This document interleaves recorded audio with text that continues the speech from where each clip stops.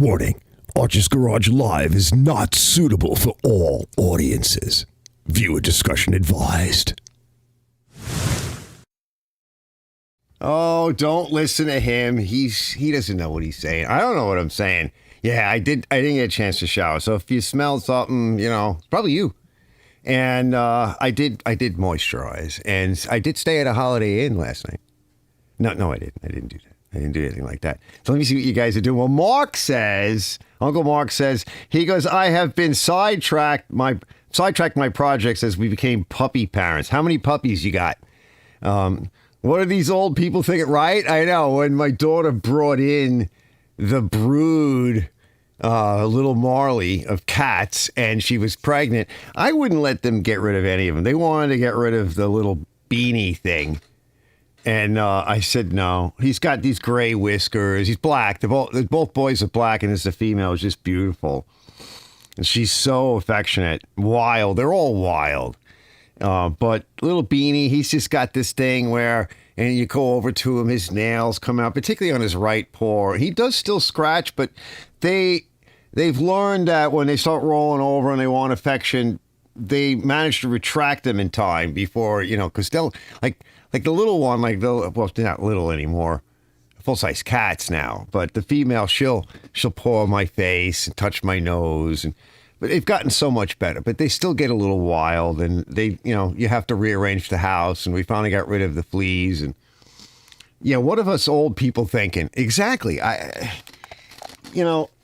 can't say no, and they're so good together, and I'm like, you can't get rid of these. This is, the good Lord brought us this stray cat, beautiful stray cat, because my daughter brings the cat in, and I'm like, whatever responsibility now that comes with this is what comes with this. Like, you can't just, even though she's young and they disappear everywhere, and now they want to go across country with this piece of crap car that's making everybody freak out. So I think this coming Tuesday, if it doesn't rain, or Thursday, I got to do the other side. I shared with you guys the other week about doing the half shafts in the front of this old 2001 Jeep. So now we got to do the other side. And I'm glad Tyler, which is her boyfriend, I'm glad he's learning. I'm happy, and I'm happy there to work with him. I think Monday is going to be like 50 degrees. It was nice here. Meanwhile, what did Tommy say? I was watching Ken Small Engines. That's Ken Small Engines. Double S for savings. Leave the third S off for savings, maybe. That's how it works. I don't know. Small Engines. There's a lot of S's in there. He might stop in today. So, yeah. Tom was looking at 80-something degrees. Tommy, I wrote a text. I don't know if you stop in tonight, if you see this tomorrow or later or whatever, but his shop's really coming nice. He's just done such a fabulous job with his shop, and it just looks really good, and everything's neat, and he's very organized, man after my heart. He's just kind of got everything because it's easier. It's easy to do inventory and to see what you need and to clean up after yourself. And when you turn around, you're not bumping into stuff and hurting yourself, because we're getting older. But yeah, it just, when you take in these animals, it's just crazy. So, how many puppies, Mark, do you have? And are you going to keep them all? Because cats have big litters, but they have litters constantly. But dogs have big litters. I only had one Hojo as from a puppy, and the others were all rejects. Somebody didn't want them or whatever. What's Tina saying? Is she saying anything? Dad, what size shoe are you? Ooh. 10.5 wide. Oh, we got to answer that. Christmas is coming. I need shoes. I need sneakers and stuff, and I need things like that. Hold on. I got to tell her. Let's see. That would be, I'll have to spell a 10 and a half. Because I don't even know if she knows fractions. Well, I'd preferably. Yeah, nice. I got to put this back on charge because the battery's dying again. And I don't think it's the charger. I think finally the battery is about to let go. I think it's done. Mark D 9105 is in the house. Henry is here. Hey, Henry. I'm actually, Mark Henry, So I'm actually at the point where I was going through my list the other day of people that I've subscribed to. And you know how people say that Henry said it and whatever, that somehow you get unsubscribed, what's going on? A lot of people say that. A lot of YouTubers say that. I don't know, but I wanted to mention something. She goes, what about like slipper type shoes?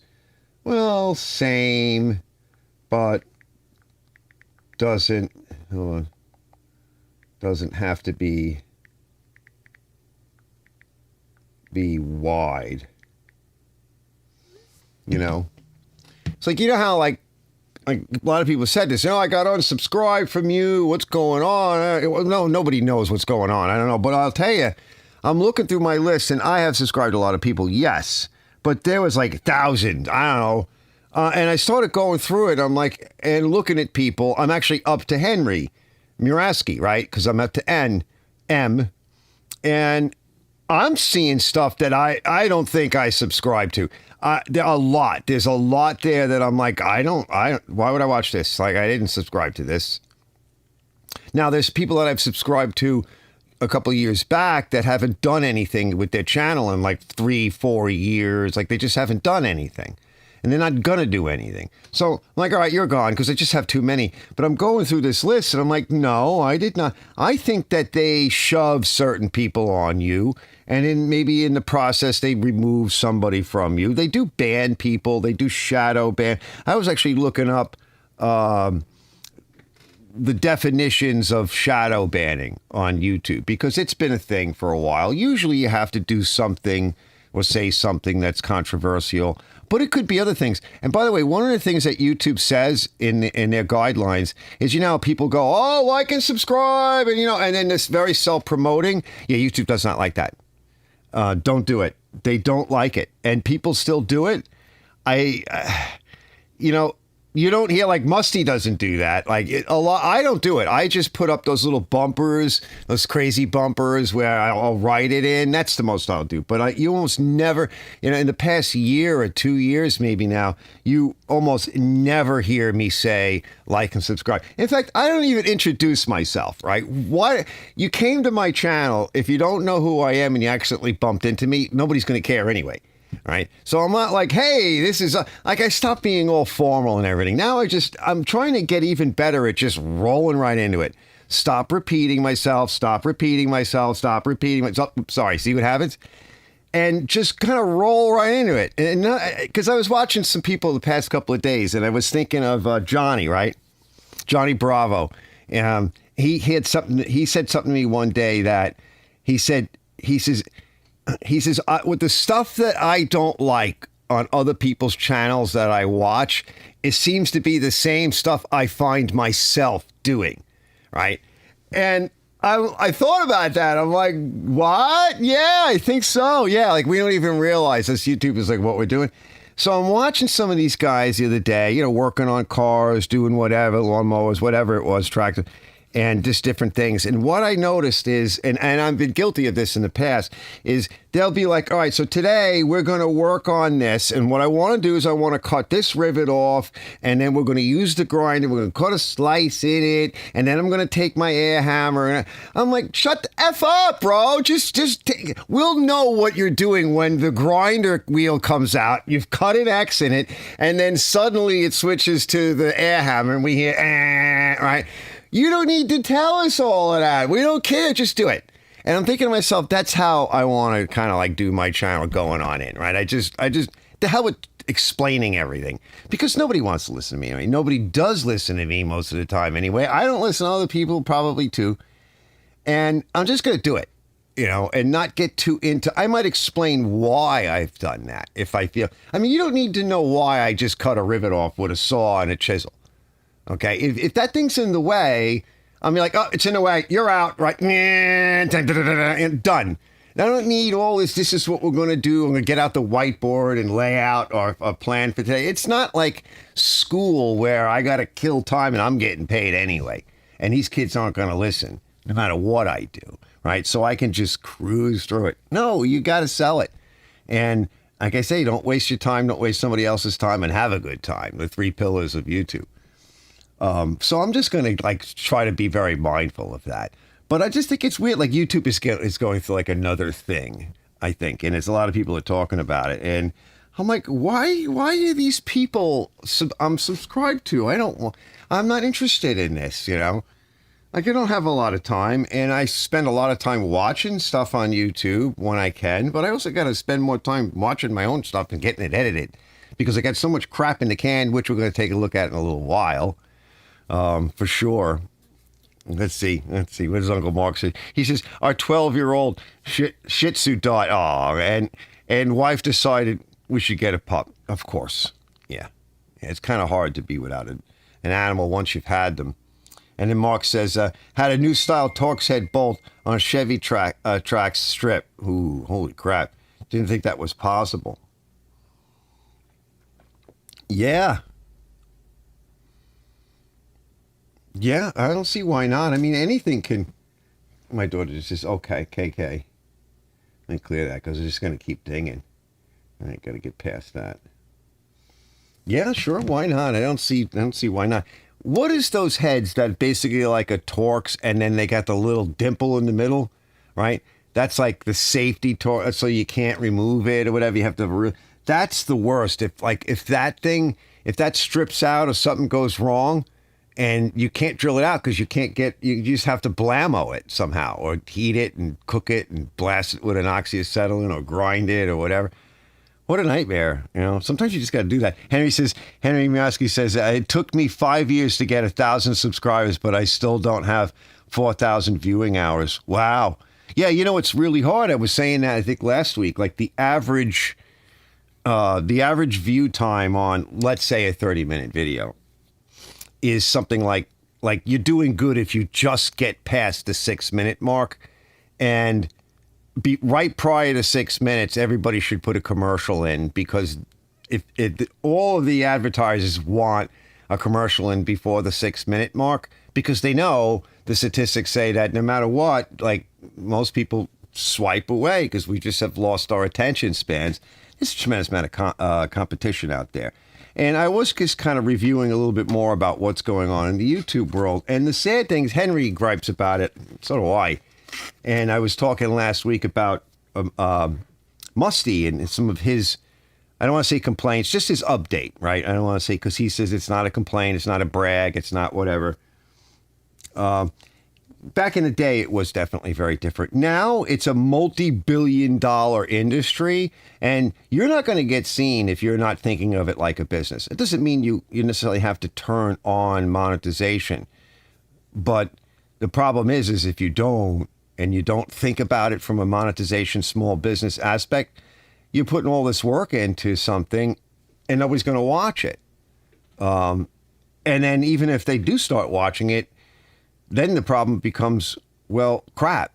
Did you watch the whole thing? I love it when somebody starts commenting on one of my videos and it's really obvious that they did not watch the whole thing. And I'm just like, bro, you missed that part. It's right here, right? And you just give them the timestamp, whatever. But yeah, I mean, it's so true. Like I just put out, I'll play it in a little bit, but I put out a music short, little guitar music short, like rock and roll, country rock. It was 3 minutes. It's got to be, for a short vertical, it's got to be 3 minutes, no more. Not 3 minutes and 1 second. It's got to be 3 minutes.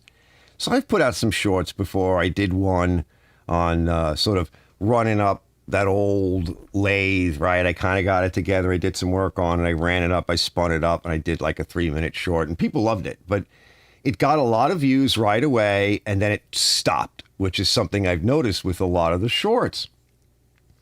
Now, most of my other shorts, they do okay, maybe over time, but there's a few of them on there that got like 2,000 views or a little bit less. And then they just stop, which is something that a lot of shorts do, is they don't catch ground early on, they don't get any views. And that's pretty much the same thing with a long form. But I'm watching some long forms and these are like the long form kings, but they have the views so they can get away with it. If you're starting out today with long format, good luck on you. I don't think you're going to get watched. And then it becomes like, well, how much work am I putting in? One of the other guys on Ken's show, and is the guy that does professionally does a lot of the saws and everything. He kind of he shows footage of him working on that stuff, but then he comes back and overdubs later because the shop is noisy and it's also what he does for a living, and he can't be like just doing a YouTube channel, so he overdubs. He made some comments once that he's like, I've seen these guys, I'm paraphrasing, kind of like me, or even better, that they put all of this editing in and fancy schmancy crap. He goes, that's nice. He goes, but then you see a guy that just grabs a camera, he can barely hold it still, and they get just as many, if not more views, right? So how much effort do you, I mentioned this last week too, like how much effort do you really need to put in? I mean, it's up to you. I mean, you do what makes you feel good. But do you really? Because I think Brett had said to me, he goes, well, I think some of those things put a little more polish on it. Yeah, but you don't need it. Yes, it does make it more polished, but do you need it? I guess for some forms of YouTube, yes, but probably for this, nah. Probably not. I like to do it though, so I enjoy it. Yeah, no, not James Condon. Not that guy. The other guy that comes up with you guys, usually when he's not so busy, he does saws and he does them at the job. All right. James doesn't do anything at his job. James does in his garage. He does this at his job and then he overdubs. And I can't think of his name. Let's see. What does Robert say? It says, hello, Archie and everyone else in the group. And there's Brett. Dilly, greasy shop rag. Yeah, that's it. Yeah, greasy shop rag. He's pretty good. But he mentioned that, and I thought about it, that's like kind of true. I mean, it's not nothing's 100% true 100% of the time. But that is kind of true. How much effort do you really need to put in? And then, of course, there's the other thing, too, that a lot of it is potluck. I think sometimes they pick somebody. Now, they don't pick somebody that sucks, but they do pick somebody, I think, that does a pretty good job, and then boom, they boost him, because if they put him out there, then he's out there, right? Or he or she is out there. Now, Musty had said that he sits down with a person from YouTube monthly, and they tell him, like, this is, essentially they kind of admit to it. They don't really tell him. They infer, they help, they lead the horse to water. But he's like, if I do something that's really good that I would usually do, and I do it consecutively, I get good views. And then if I do something different that I want or whatever, and it doesn't get good views, it doesn't get good views. And then if I go back to the thing that was getting good views, it doesn't get good views, because now I'm punished for stepping outside of the box. And so many people have said that. I'm like, yeah, but I'm the kind of guy that doesn't even have a box. Like, you might want to put me in a box and lock me down, but, because I'm nuts. But I really get screwed because I don't think I can stay in a box. I've just got too many things going on, Yeah, Scott's cool. Yeah. And it's Shot Bragg. His name is Scott. Yeah, he's cool. Mark says, he goes, it's hard to know what is the best format or effort for videos. Yeah, for sure. The ones that should do good don't, and the crap ones do well. Sometimes that's true. By the way, Mark, I like some of the drives that you take us on. Right? I'm so envious of those areas, those nice, peaceful, bucolic, something that's been sitting off in a field.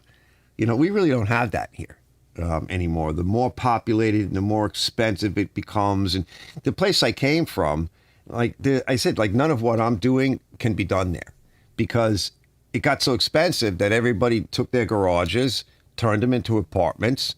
They rent them out illegally, right? They're basically not really zoned for two-family. They never were. So all the garages are gone. The streets that used to have one or two cars out on the front, we could play ball, maybe no cars, right? Car, CAR, right? Remember? And mostly they were in the driveway. Now they're just all over the place, right? You can barely even drive down the road. Somebody opens up their door and they're not paying attention. You're like, whoa. There's none of this, right? There's no place to put. There's some basements. I remember years ago, before I moved, I used to love Mungo. And Mungo is like the stuff that people throw out at the curb that they don't want. And they were good things. I found great old school guitar amps, old stereos, speakers, trash. When we were doing aluminum, people were throwing out aluminum chairs. We would find stuff from their basement, from their garage, mini bikes, mowers, you name it. And now, because there's really no storage, people are going to storage units. They're throwing out Amazon garbage. And I'm like, I don't want any of that. That stuff is crap. That stuff was crap the day they got it. Now it's really, there's nothing there, you know? At least here, like when I first moved in here, they had periodic garbage refuse days, you know, or I should say quarterly months. And there were certain times a year where, of course, like now you could take all of your leaves and your debris and put it to the curb, and they'll come and they'll pick it up with the payloader. Now, I don't like doing that right now because the street sweeper just came this close to the holiday for Thanksgiving. You want parking. You don't want all that crap out front, and it looks unsightly, and most of us want to clean up the front of our yards, and that's what we've been working on. So we've been bagging it. But other times a year, when you're overwhelmed, you could throw it out, and then they would have the mungo. I mean, literally anything. Furniture, saws, just electrical stuff. We would just drive around shopping. Load it up, Mac, put it in the back. And then if you looked at it and you're like, nah, it's too far gone, you just put it to your curb. And then somebody would come around and go, oh, I just threw that out early. I'm like, oh, really? Yeah, I threw that out. You know, it really was no good. Yeah, it was great. They don't do that anymore. That sucks. That was the best. I was in heaven, right, when that was going on. That was just so awesome. Let's see. Brett says, yeah, I go to his channel for Husqvarna stuff. Nice.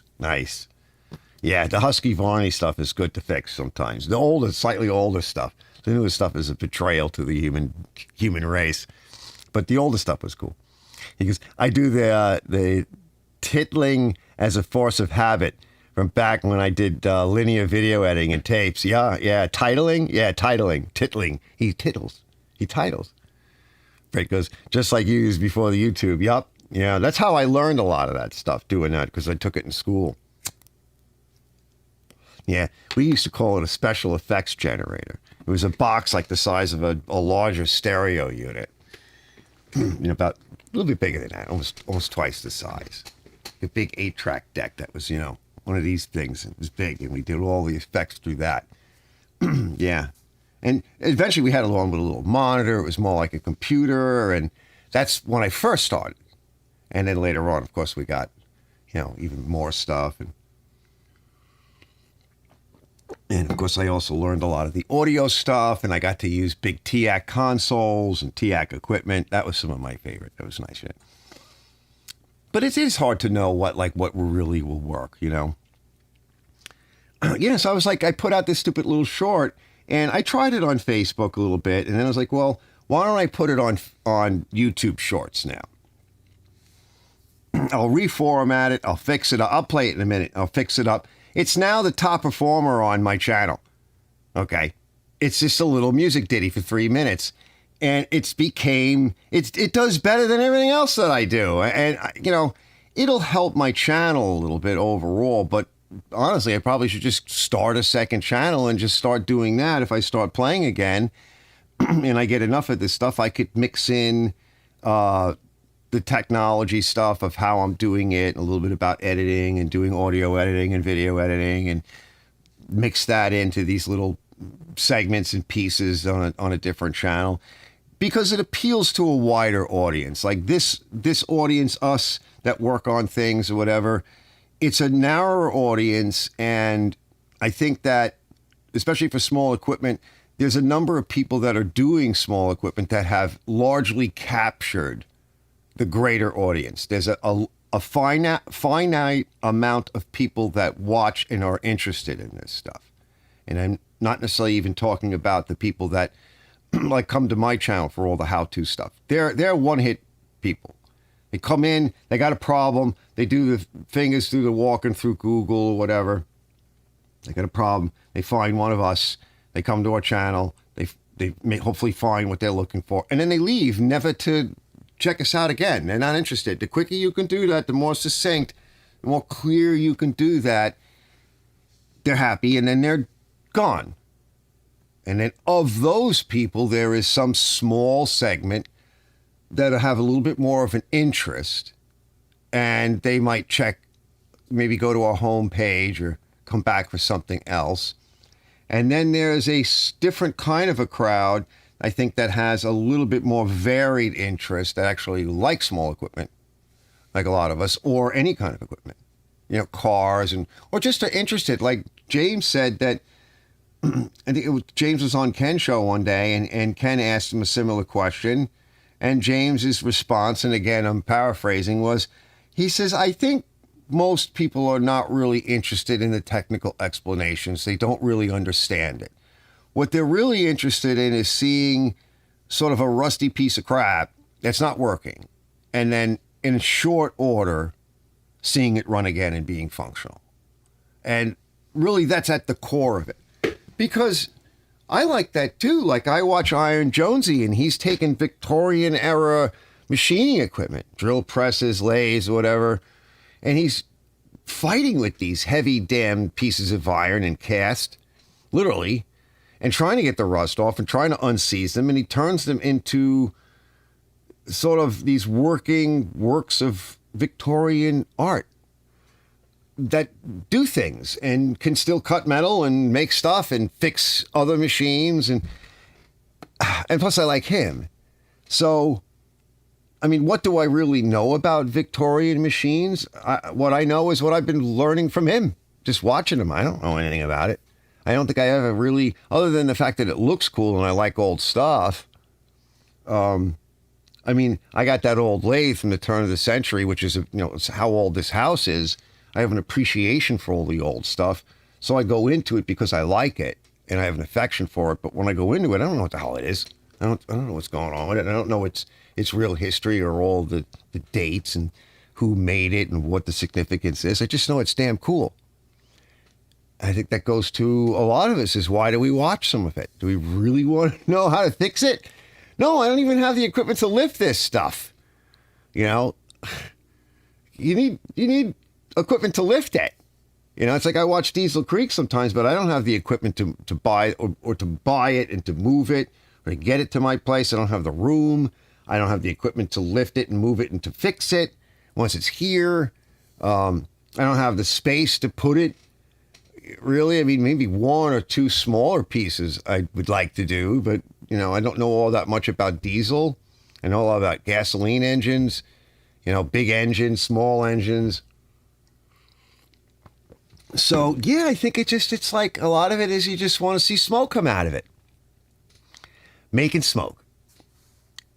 Let's see. I had a video mixer.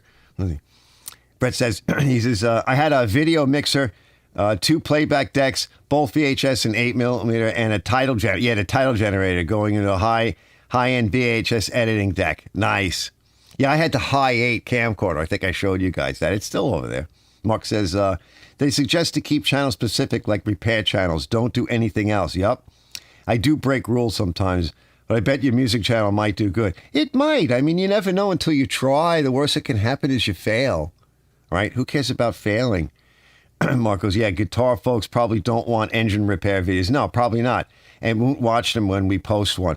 Yeah, and especially because, like, one of the problems I had for years is I can't tell you, being a carpenter, being a mechanic, working plumbing, doing all the other things that I did, working on my cars on the weekends, just doing everything. I can't tell you how many times I ripped open my hands, plunged a splinter that would go through from a 16-foot piece of wool, pressure-treated lumber building decks, went right through my knuckle, out the other side, locked my knuckle solid, like ripping your hands up. People that play music and play guitar and stuff like that, they don't want to touch any of that, because they can't play music when their hands are messed up like that.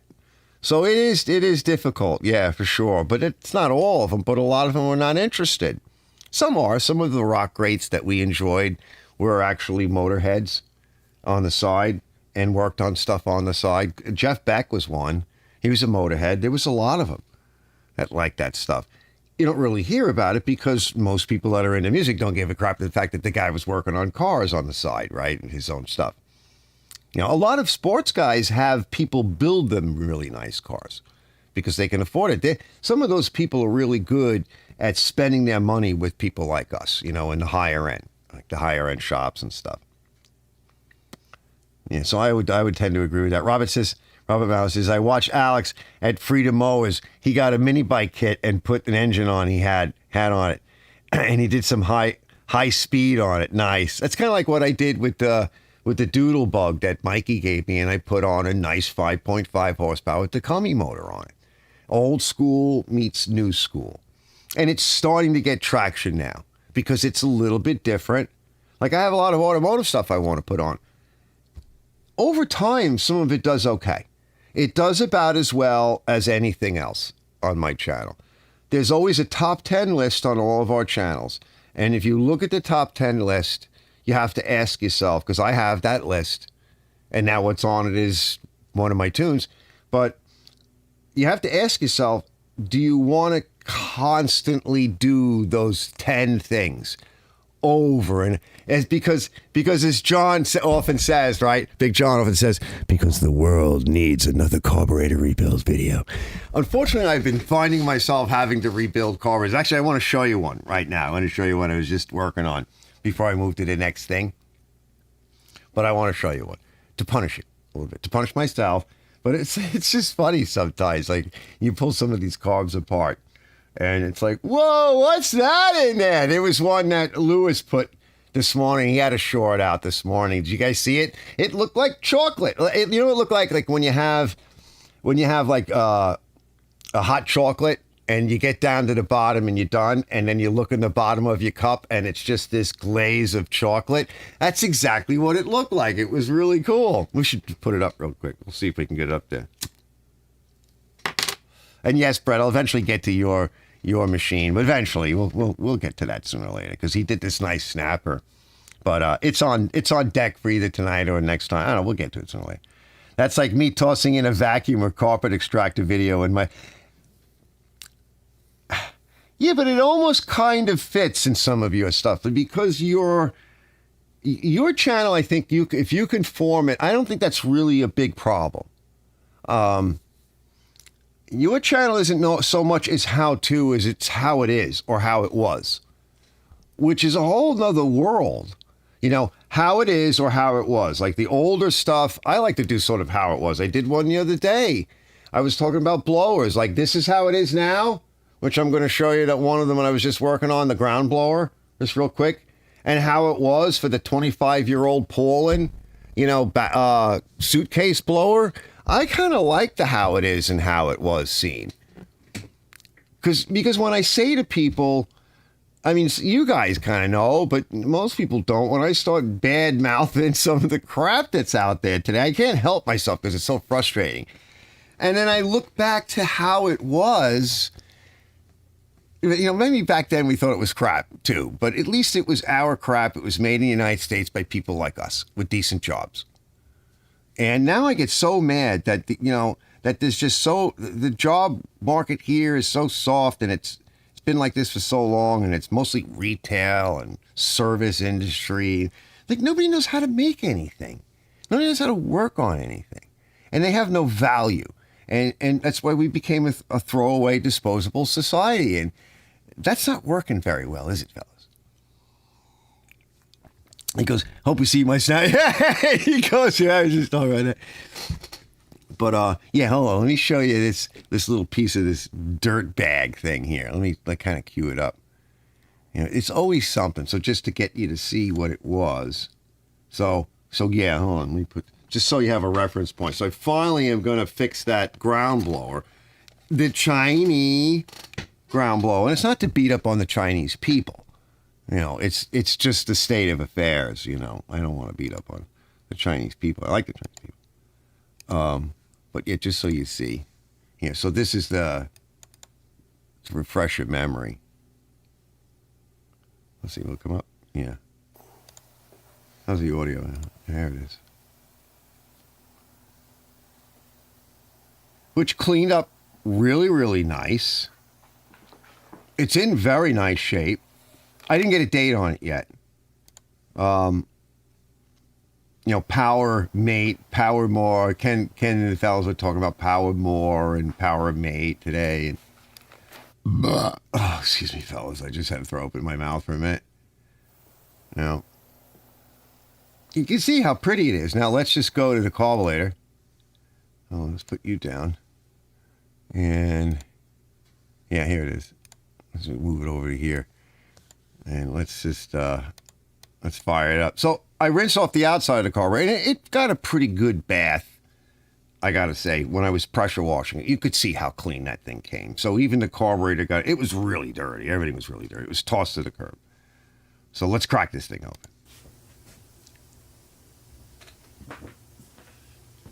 Let's see. So throttle, that's the back of the carb. And this is, they kind of have it set to just past 12 o'clock, I think 1 o'clock for the bowl drain. Let's see how if tight it might be. We'll do it right like this. Oh, it's kind of loose, actually. That might be part of the issue. Maybe it was leaking. I don't know. Uh-oh, we see a little bit of telltale something. Hey? Maybe we'll leave that in there. Yeah. Oh, yeah, fellas. Oh, that's nasty. It just puked. See all that? Yeah. Yeah, what's that? All right. Yeah. All right. So there's junk. We got it. Well, these you kind of have to take the tank off, but I guess what we'll do is we'll put some. Here's your gasket. We don't want to. Yeah, what we want to do with the gasket. All right, we kill that. Coming back. Let's kill that. Kill that. Come back. But yeah, gross. Powermate is sold at Home Depot. Yeah, all of this hopey-dopey stuff is just not all that great, but this thing is in nice shape. Yeah, that carb was gross. When I looked inside the tank, there was nothing in it. And it looked clean. And that carb cleaned up really good on the inside. It really was not damaged. So I have to flush the tank out. I'm not going to take it off yet. I'm just going to pour some gas in it and see what comes out. Flush out that line. It's weird because even the bowl isn't even really rusty. So there was a lot of yuck. Because I was saying when I was fooling around, I'm like, I'm going to go over the whole thing. Right? Because I could probably get a couple $100 for it. And listen, I don't really cut corners. I just don't do it. It's bad practice.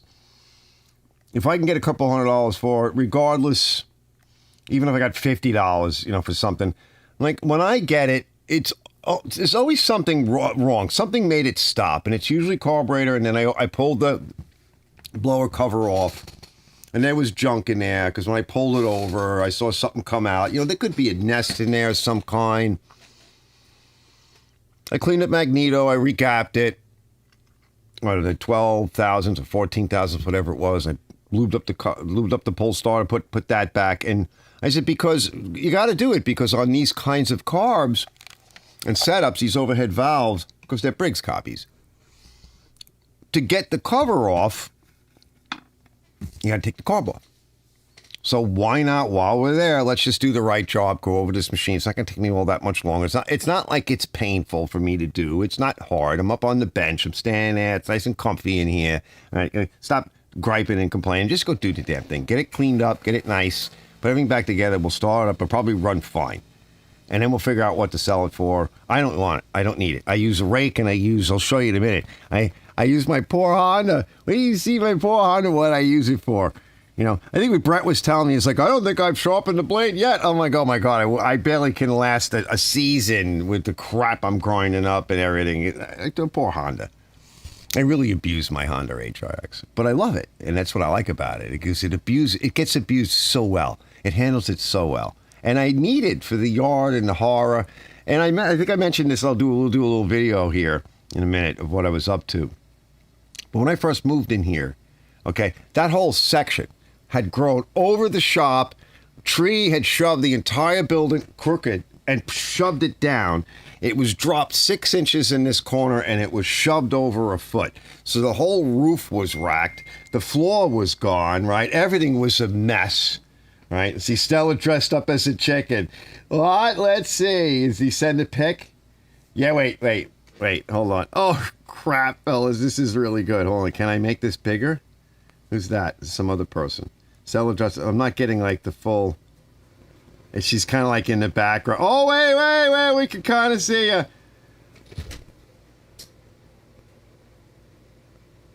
That's so funny.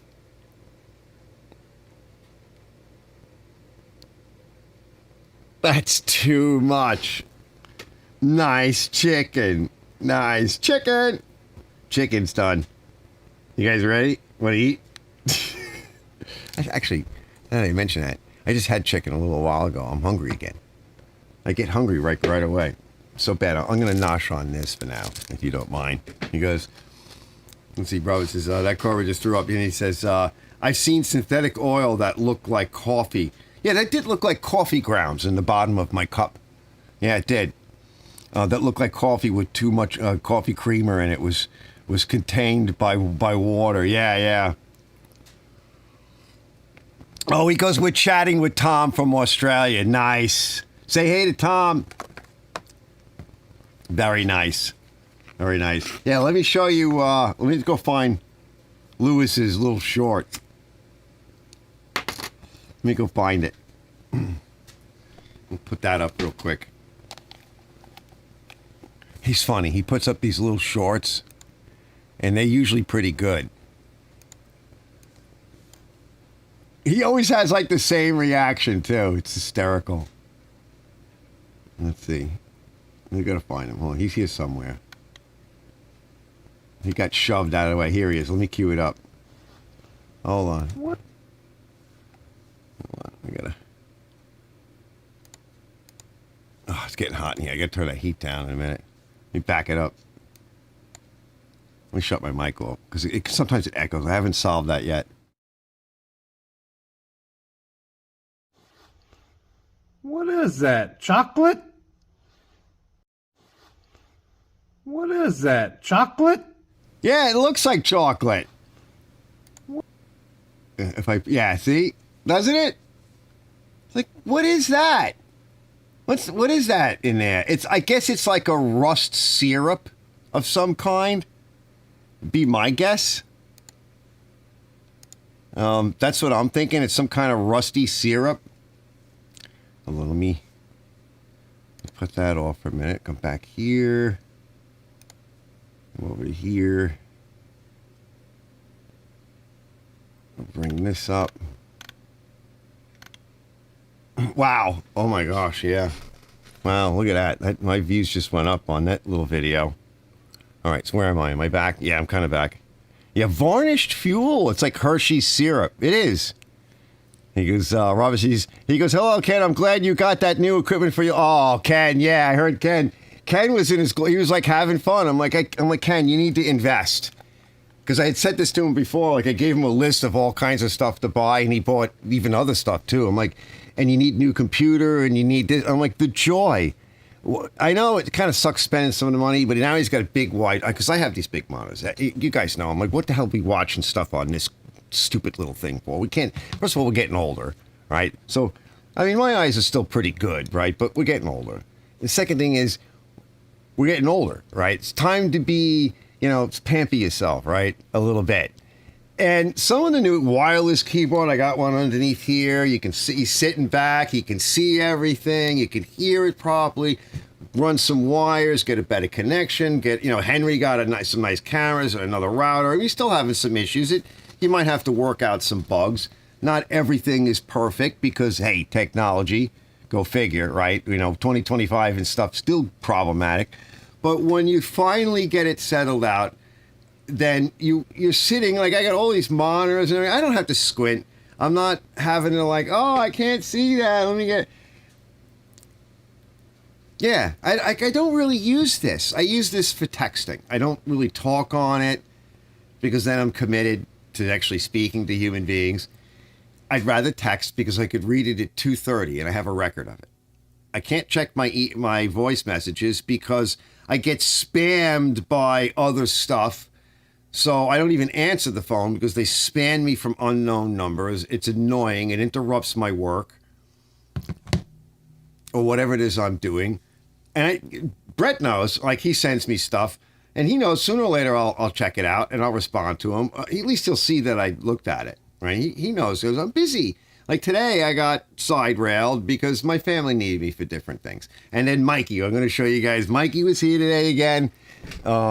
We'll get to that. Before we do that, I wanted to show you, like I'm saying, here is this for entertainment displeasure, right? Here is 3 minutes. I put it up. It's continuously getting watched. It's outperforming everything else on my channel. And it's not even all that good. So let's put it up. Hold on. Let's put it up. Let's go switch to here. Go figure. Let me shut my mic off. Let's just kick it in gear.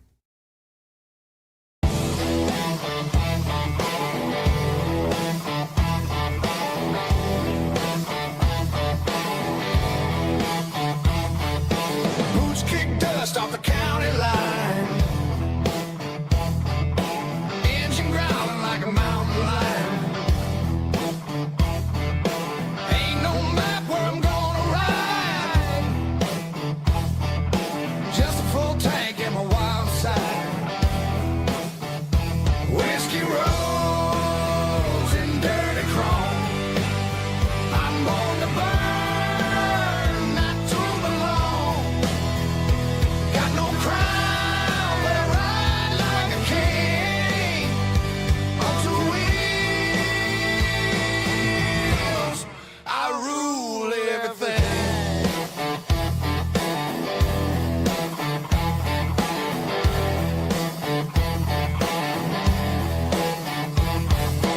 Midnight wind howling through my beard.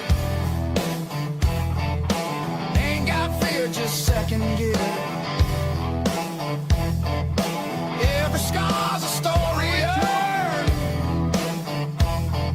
from lessons lived and bridges burned. Whiskey roads and dirty chrome. I'm born to burn, not to belong. Got no crown, but I ride like a king. On two wheels, I rule everything.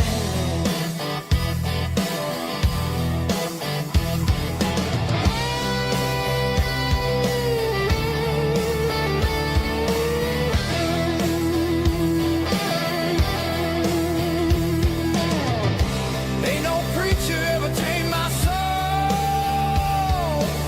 Steel and fire's how I roll.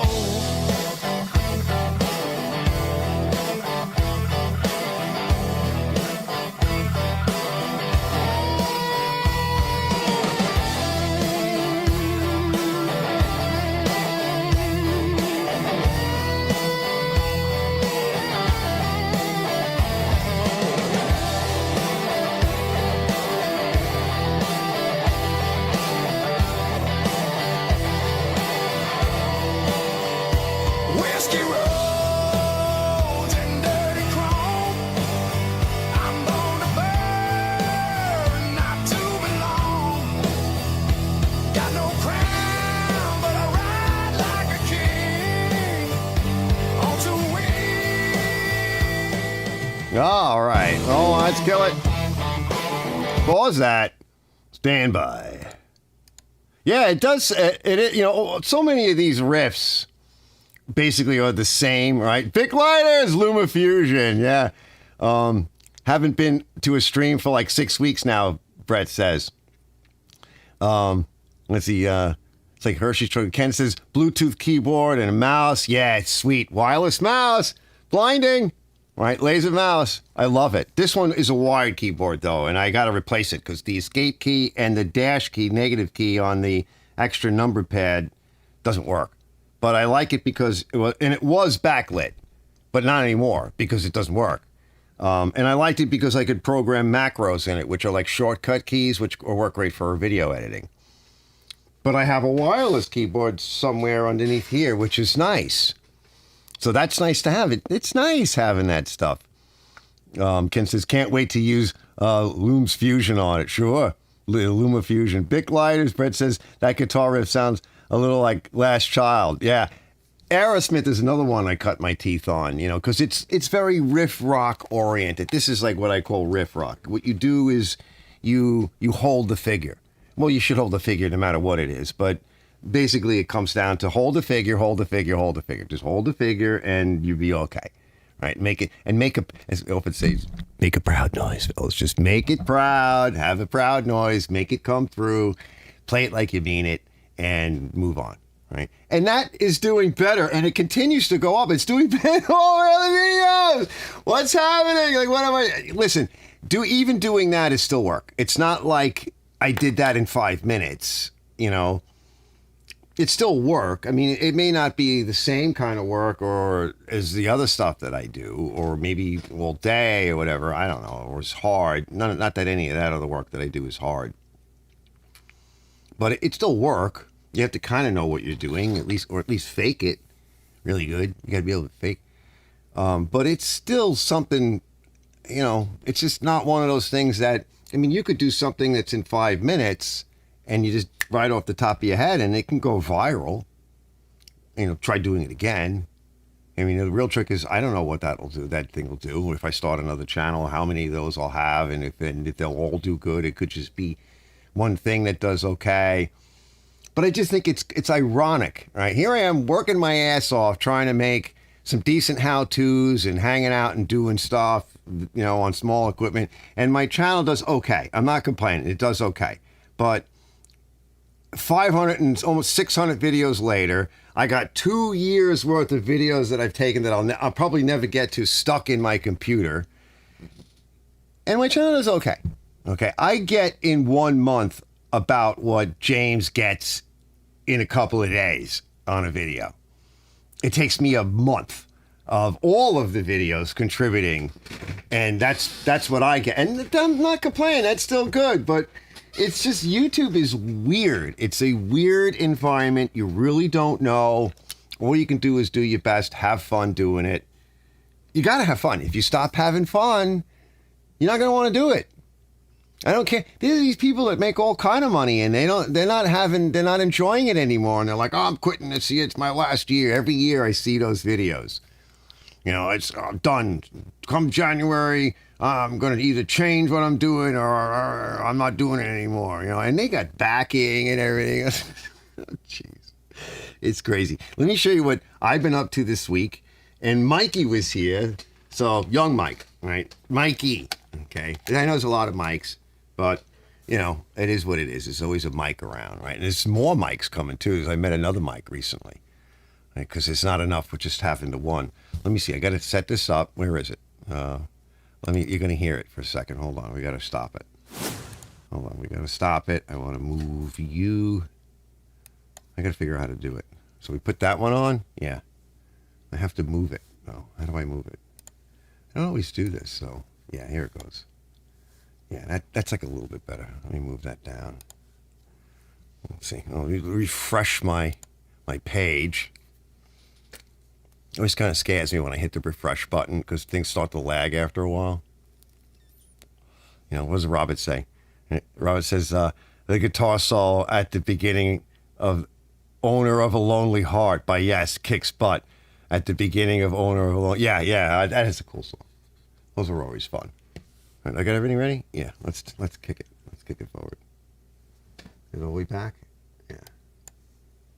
Here it goes. All right, yard day. Yard boy. Yard man. Yard man. All right, we got this fired up, got that fired up. That oil was thick, the fuel was thick. It was freezing this morning. She didn't want to start. Getting cold out. So I pulled this forward, took the cover off it. And so that's up next for a wash, which might be tomorrow, just to get it cleaned up so I can drag it in. Since it's going to be so nice out. I pulled it out from here and I'm cleaning up over here a little bit. And just rake and suck it up. Tomorrow's trash day. So this is good. I'm not gonna be going in there anytime soon, but I do have to pull this out a little bit. So we're gonna yank this a bit just to get out. That is the deck for the Deutz, which is the same company that originally built these guys, and then it was because they were German when they first came here in like early 80s. And then it became Simplicity. So that's for this guy, this Deutz. Yeah, now Alice. Briggs owns He them. wants it back. He's going to come either Sunday or Monday. So we're going to free this up too today or tomorrow and get some more of the weeds Say raked goodbye. up.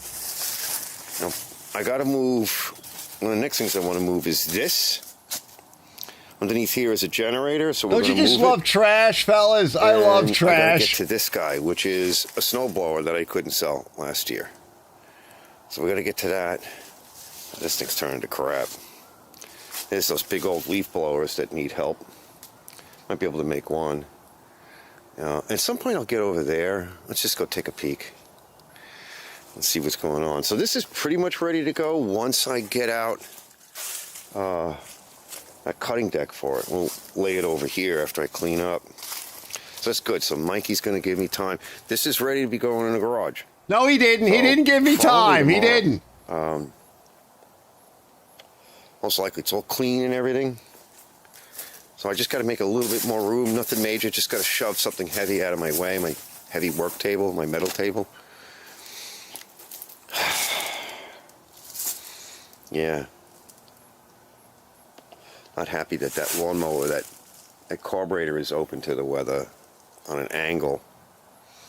Got to get back here and clean this up. Last time I was here, there was a raccoon's leg hanging out of one of those mower decks. Yeah.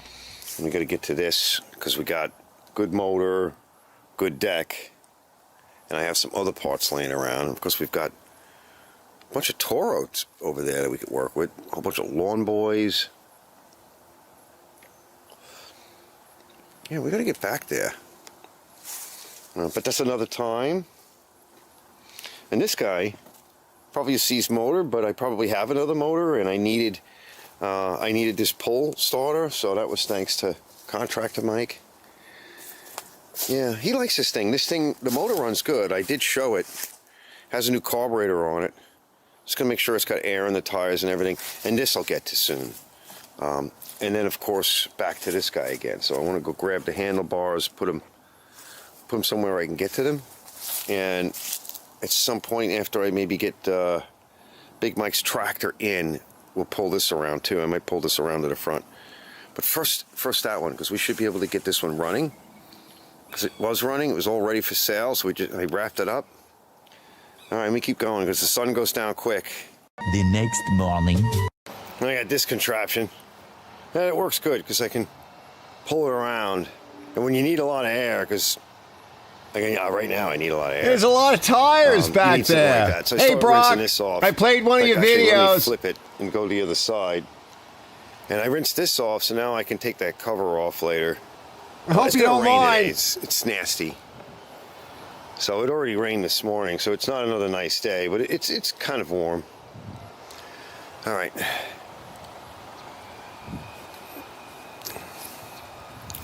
This thing's locked up, like the tranny's locked up. It's probably something broken. But the guy never came for it. He gave me some money, and then COVID hit and everything. It's just been sitting here forever. These were not very good. I think this is the model when you raise and lower the deck, it actually moves it forward and back and somewhat loosens up and tightens up on the belt. Really crappy design. All right, so that's what I need. So I also have this really beautiful 40-something inch, like brand new. It was new cutting deck. I don't know what I'm going to put it on, but I have it. At the very least, it's good for parts. This green guy goes with the Deutz. It's kind of a mess. I'm just going to rake, and we'll get the deck out and I'll rake a little bit more. I'm not looking to clean everything back here. We're just going to do what we can. Let me see if it'll take some air, if these tires will take some air at this point. Give it a shot. But, you know, these were not great machines. There's a black one back there that's basically very similar, so it could be useful for parts. We could try to fix this. I don't see why not. We'll sell it this coming year. But it's got the 12 or the 12.5. These with decent engines. That looks like it might be a Nicky on there. There you go. All right, I'm gonna keep going. But just so you can see. All right, I mean, I haven't been using it long. It's already getting grimy, but it's still working good. So cleaning up this whole yard. There's always a lot of debris back here. This was wild when I bought the property. It was growing up over the shop and damaged the shop and knocked it down, so it had to be rebuilt. But all these walnuts, this is just an example. I spent all day yesterday grinding up and sucking up stuff like this. So those heavier double blades do the job. I got to get in there. We're going to cut some of that down and grind that up too, I think. I'm not doing all of this. I'm just going to get into the area that I need. But that's just an example of the kind of nonsense that I don't, it's not really for cutting the lawn. I mean, it's for grinding and You cleanup. get sticks and I'm crap. working on the brambles. Just clear those out. Chew them up with the lawnmower. But this old Paul and Pro PP2822, made from a couple of different parts. But look, it's just sitting in idle, and I just gave it some lube too. Yeah, you know, if you let it sit, it sat for several months. The tank was dry. Took 4 poles to get everything pushed through, and then she started right up for the most part. Tomorrow for sure. Check these out. These are the newfangled Oh, these are retro cool. Schwinn-esque from back even before my day. It's like something my mom would have had, right? But like these became, he found them. Anyway, check this thing out. Scottsdale. Yeah, that's nice. With the big block Chevy in it, 454. We'll have to get him, give us a shot of that in a little bit. And then he just picked up this new trailer. Hi, John. Check out this beautiful Lamar. And he's taken back the Deutz, which is good. He'll have it now. Yeah, that trailer's sweet. He's got like 40 of everything those you would need. What's the vans in a capacity on this yard, one? in a laydown yard. Wow. Yeah. And they even put the big steel plate right in here between the lengths of boards. Yeah, I like the wood board. I remember when I was younger, when the aluminum rollbacks came out, right? Yeah. And I was always junking cars. And guys would be like, "Oh, I'm not taking that, there's no wheels." And then they would put in the ad, "No wheels, I'm not taking it." Yeah. Because they didn't want to scratch it. They were like, "Well, I'm not scratch." I'm like, "But it's going to get scratched eventually." Well, it doesn't have to be now for your piece of crap. It's been killing me. It's getting scratched. Yup. Everybody does the same thing.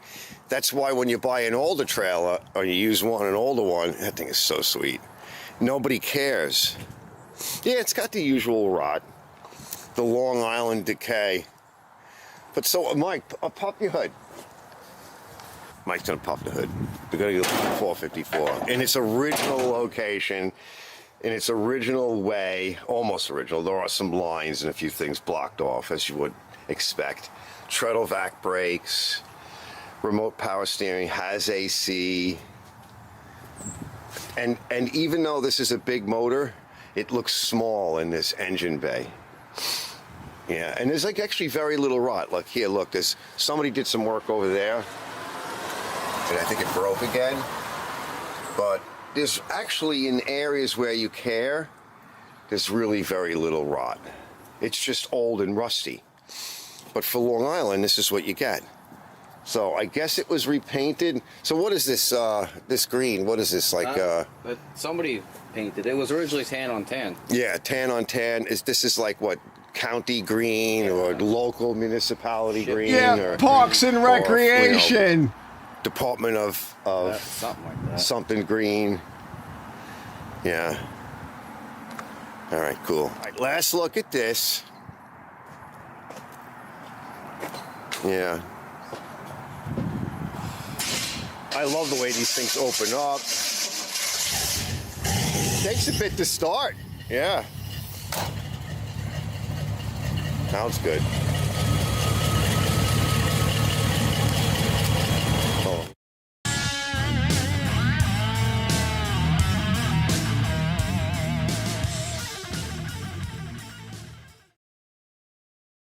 Yes, yeah, nice, right? I think that thing's cool. All right, so that was a little fun. So no, he was supposed to come tomorrow or the next day. No, he calls me up this morning. I'm just sitting here chilling out, right, chatting with a friend of mine, and he's like, "I'm around the corner." Doesn't even bring coffee. "I'm around the corner. I want to come now." I'm like, "All right, I'll get dressed and everything. Hold on, I'm coming.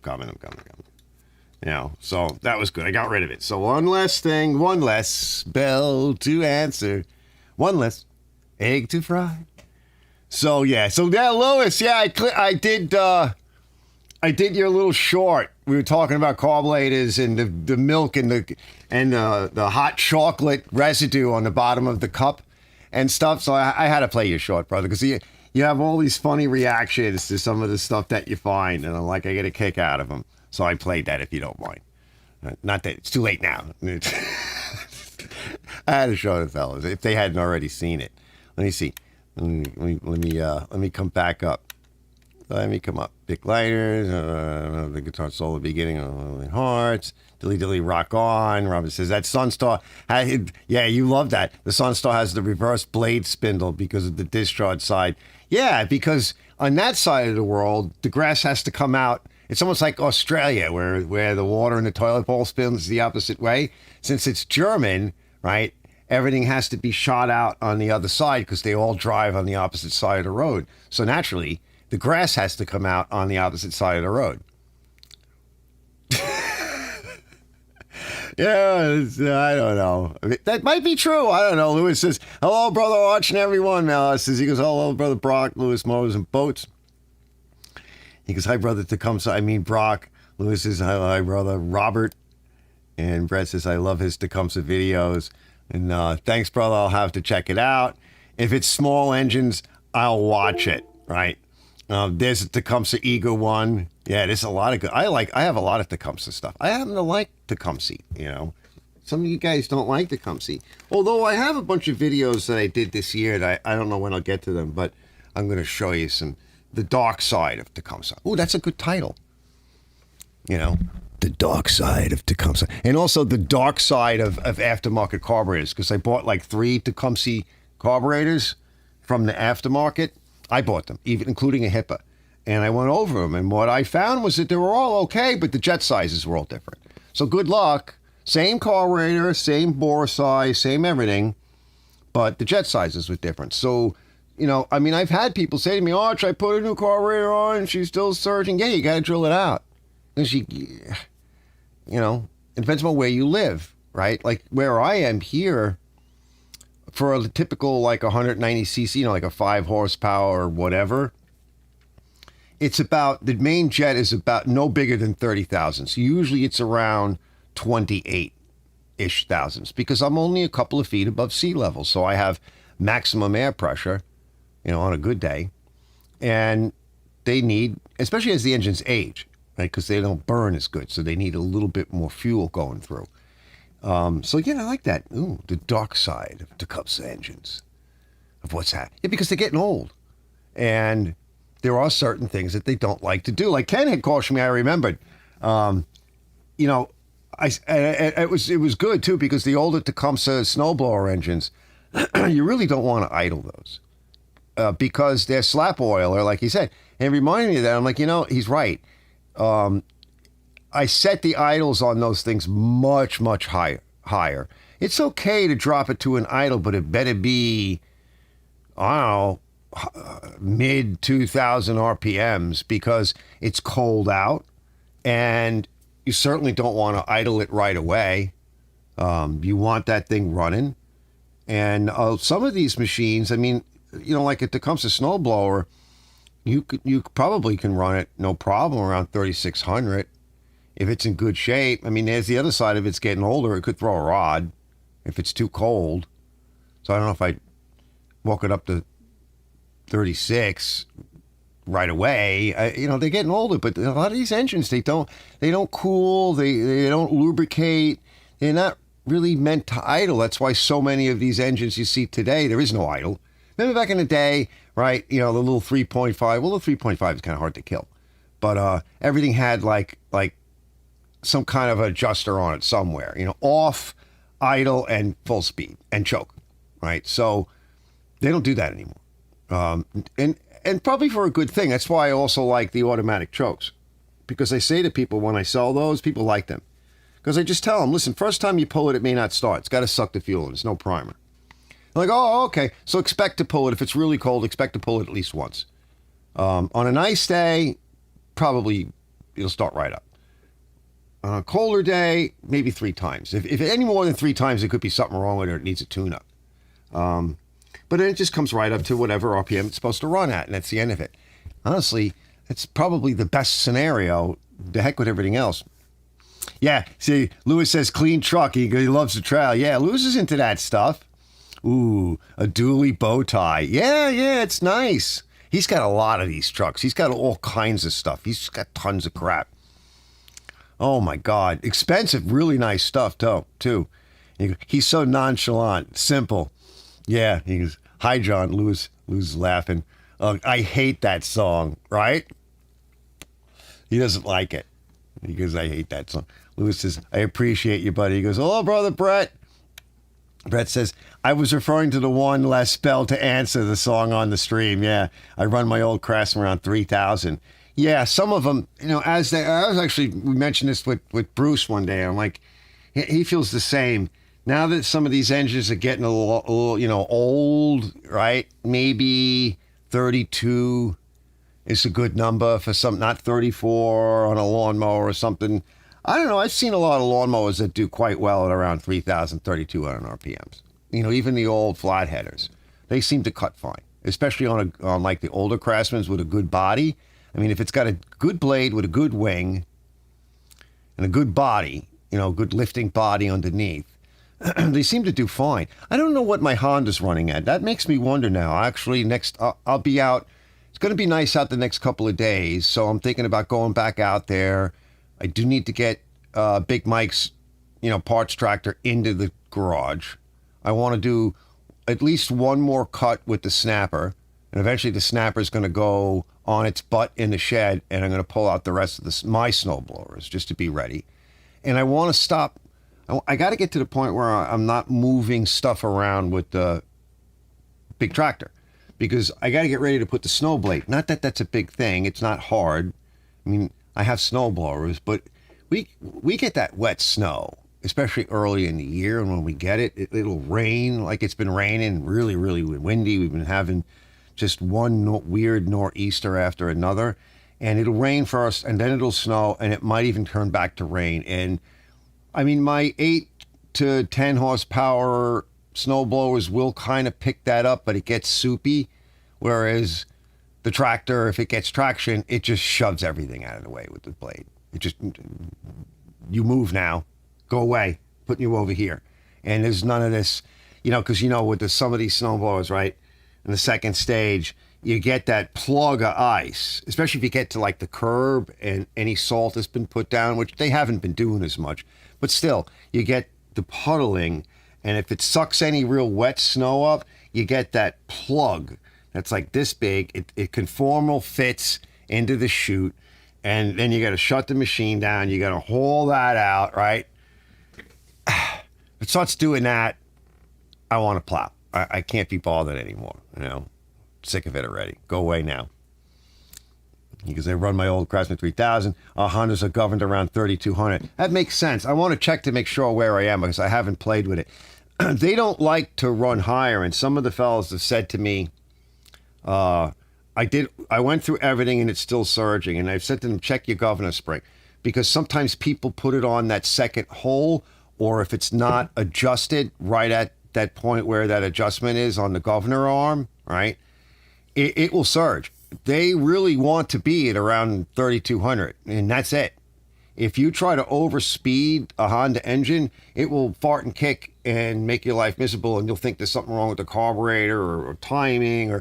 Although that is another thing. If you've done everything right on a Honda, and it's running, it seems to be running at the right RPM, and that you insist that carburetor is clean, and if you do happen to put another carburetor on it, aftermarket or otherwise, and you've checked jet size and you're still getting that, you might have slipped the timing belt a tooth or so. And I don't know what to tell you on that.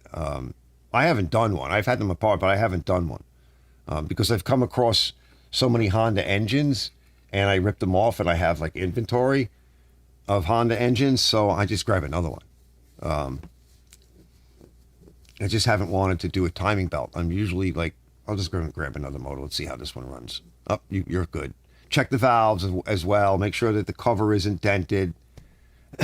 Screwing up a valve opening, because that's a thing. I think Brett and I were talking about that. I think he had one recently where there was an issue with the cover.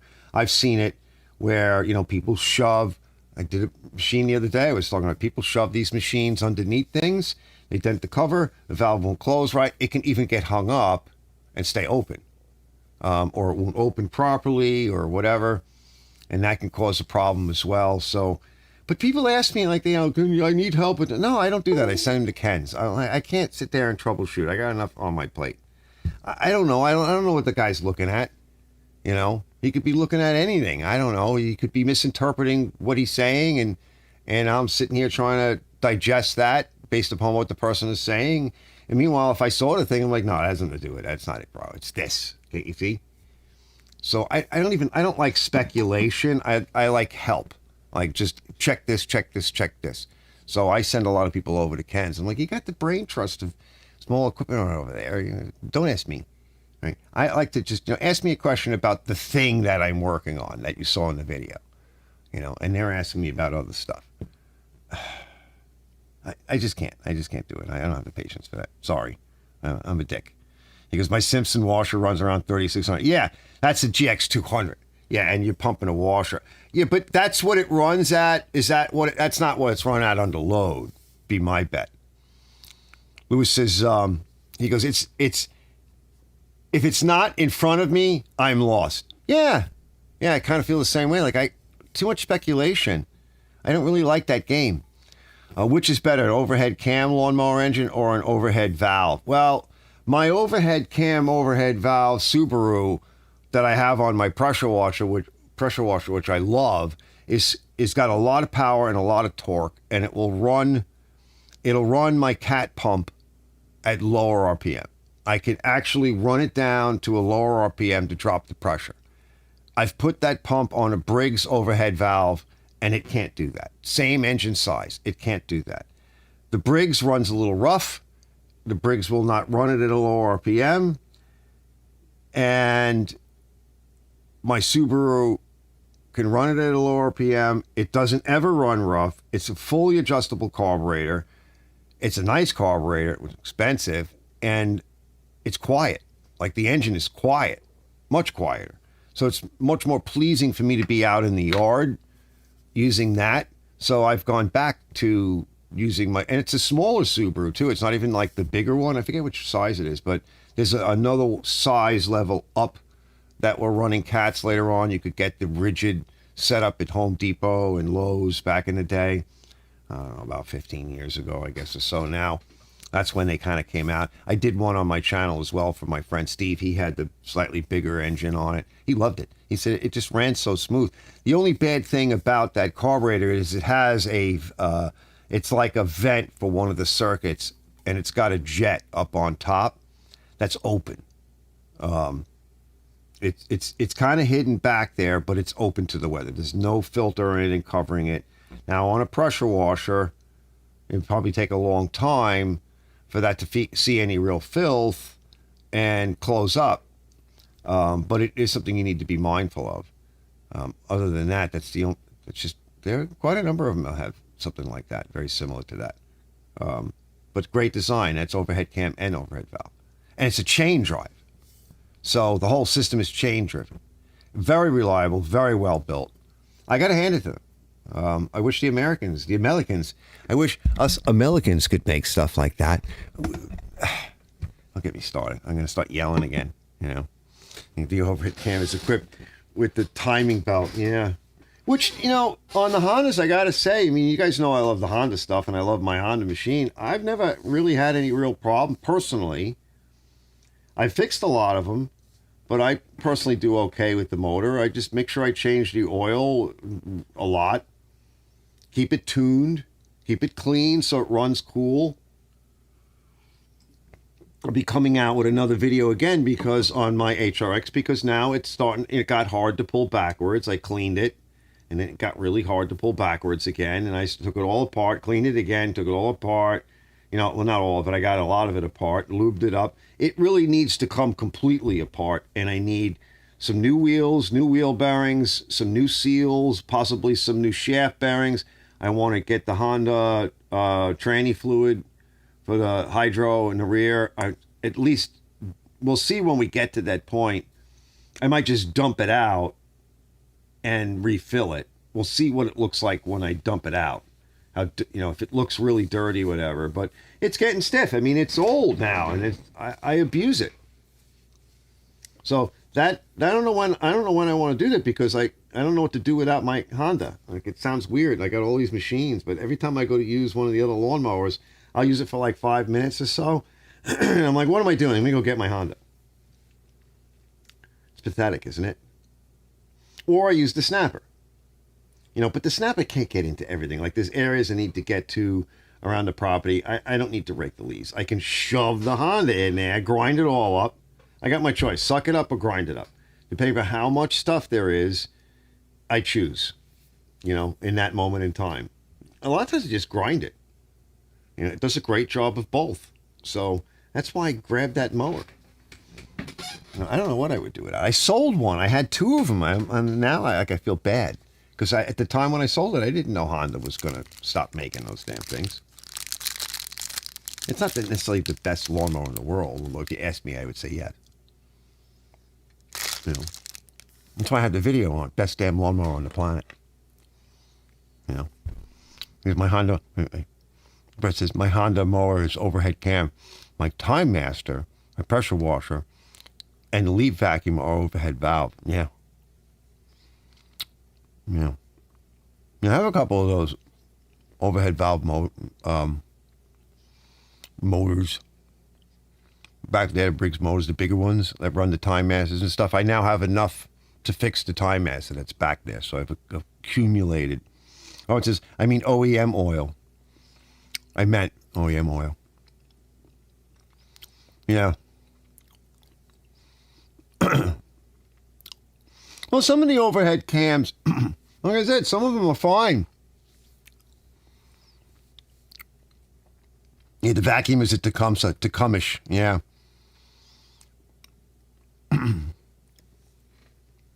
The flatheads are easy to deal with. They don't really have problems, the old flatheads. But they're old now. So, they're old. They're going to just start. First of all, it's getting harder and harder to find this stuff. Even to service it when you come across it. And of what we have, it's getting older and older. So you can rebuild them if they're rebuildable. If you really want to hold on to one. But that time, the old flatheads are coming to an end. I have a couple this year. I got a couple of 3.5ers, which are still really popular. I have a couple of 3.5er videos that do very well on YouTube in my world, in my channel. They're still out there because they're hard to kill. And people do want to save them.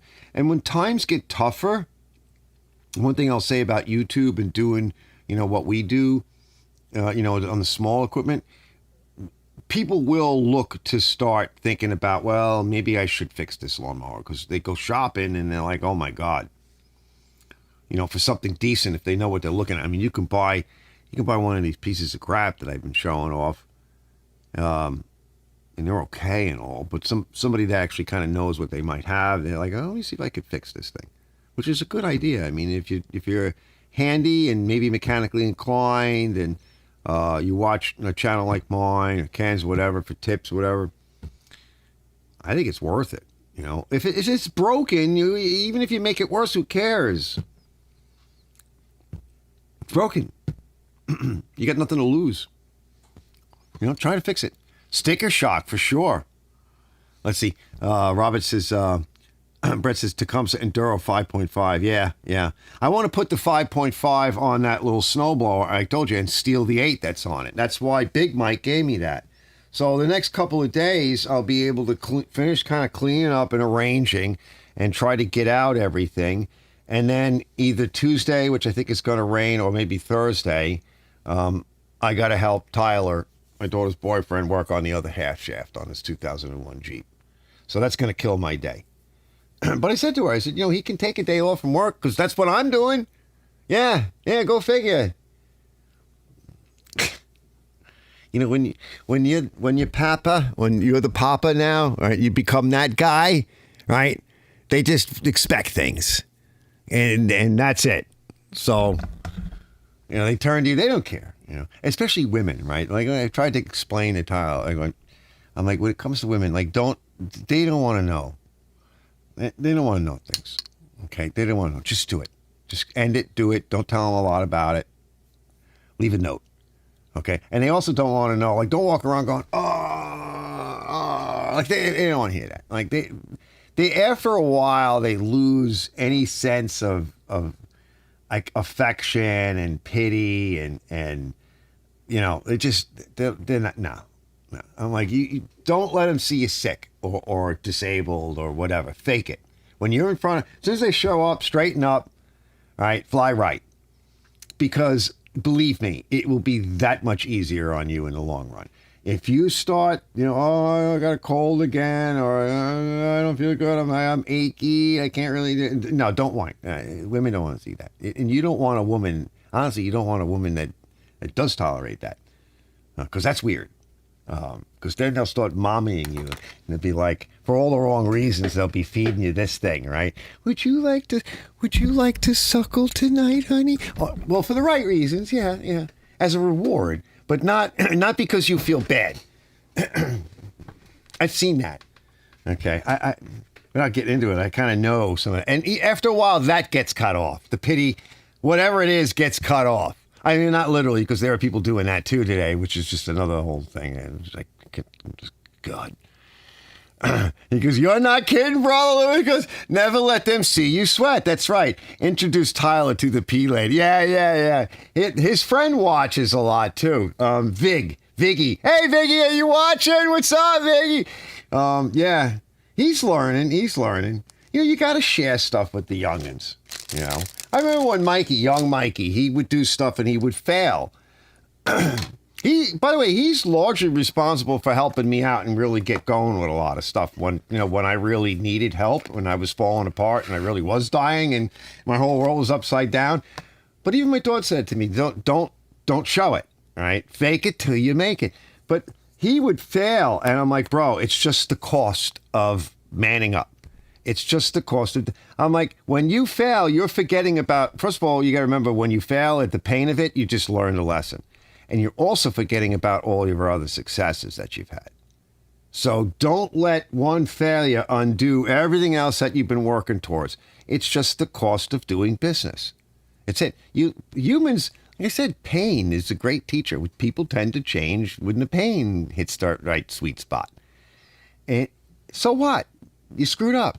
You made a mistake, I didn't put oil. Like when Mel House, I got the engine started, but I forgot to put oil in it. But what happened? I think that was okay, right? Like it didn't really screw it up. But yeah, I've done that. I remember one time, like, I don't know why I did this, but I wanted to check the oil on the mower. I don't know what I was thinking. I don't know. I wasn't thinking. And so I opened up the dipstick while the engine was idling. And because you know what happens, it just throws up hot oil in your face.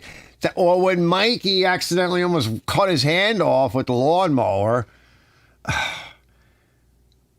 Humans are really good at screwing up. Like we're also really good at making awesome, cool things and doing really cool stuff.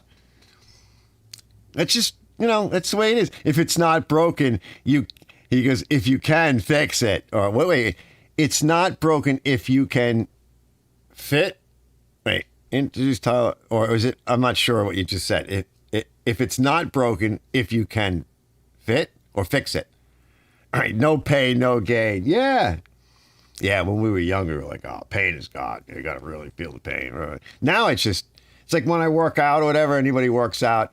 It's like, I told my neurologist this. He goes, I'm like, I try, but it doesn't do any good. I said, and like when I was younger and I would work out, like I never really built up big because it's just not my frame. But it would feel good, right? You get the burn. Now, When I work out, like, it feels all right, but mostly it just hurts. Right? You don't really get the burn or anything like that anymore. No. Doesn't mean I don't. I figured that's what you said. Yeah, fix it. Yeah. I like to fix stuff. Again, I was fixing stuff. Now I got to do the vacuum. I started cleaning the vacuum head. I ordered the broken spirally tubes or whatever, and I'll fix that. And I said because it belongs to my ex-wife, I said, I don't offer any warranties on any of this or any guarantees. She said, well, you could fix this about anything. I said, well, yeah, but you know what? When you pull this kind of stuff apart, it's a good model too. I'm like, but sometimes when you pull some of this stuff apart, and I got to wash it, and it's got a motor and electronics, I'm going to use a very, very light, soapy detergent. Nothing major or anything. No super cleaner. I said, but even that, I said, it's just not meant to go back together again. Like a lot of this stuff is. Anything can happen. So I'll give it my best shot. But I think it was, $6 for the tubes. We got 2 tubes. Yeah, these things. They're like the spirally tubes. Well, there goes the heat again. Yeah, the weather's going to be nice for a couple of days. All right, kind of goes in the flex area where the motor and the beater brush is, and then the tube comes up. So they bought another vacuum a Bissell, a canister Bissell style. And we also have the old Auric canister, but they bought a Bissell upright with the beater. And my daughter was showing me what came out of her rug in a few other spots. I'm like, you liking this thing, huh? She's like, I can't believe what it pulled out. Yeah. Oh, yeah.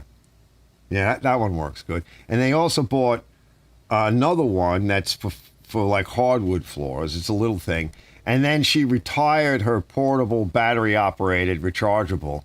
And my daughter set it up as to go into the corners on the floor and the ceiling and get the spider webs and whatever. You know how stuff just builds up. So she set it up on a brush because the beater head broke and it never really worked all that well because it's battery operated. Not everything battery is good.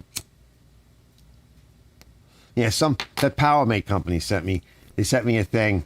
They wanted to work with me on some battery UPS backup.